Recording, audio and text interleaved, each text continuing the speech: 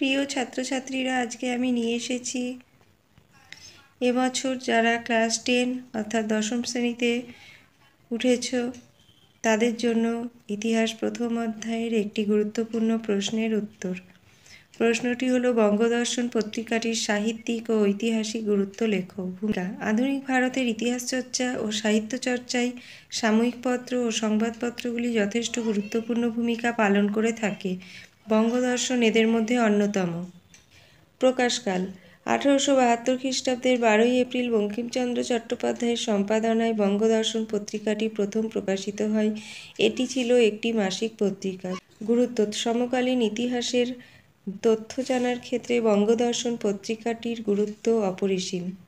সমকালীন তথ্য: বঙ্গদর্শন পত্রিকা থেকে সমকালীন তথা 1872 থেকে 80 খ্রিস্টাব্দ পর্যন্ত সমাজ, রাজনীতি, অর্থনীতি, শিক্ষা, ধর্ম এবং ব্রিটিশ সরকারের শাসন শোষণ প্রভৃতি নানা পরিচয় পাওয়া যায়।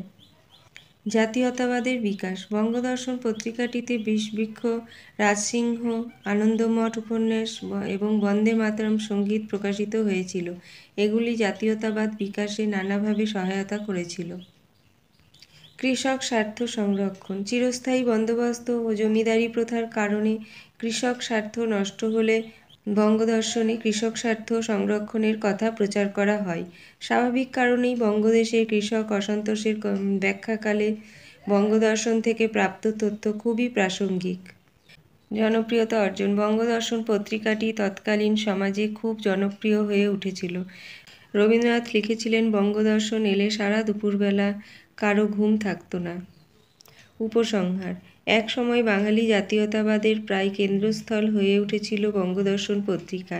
এই পত্রিকা বাঙালি জাতির মনে উৎসাহ, উদ্দীপনা এবং সমাজতান্ত্রিক ভাবধারার সঞ্চার করেছিল। বিপিনচন্দ্র পাল 1870-এর দশককে বঙ্গদর্শনের যুগ বলে চিহ্নিত করেছেন।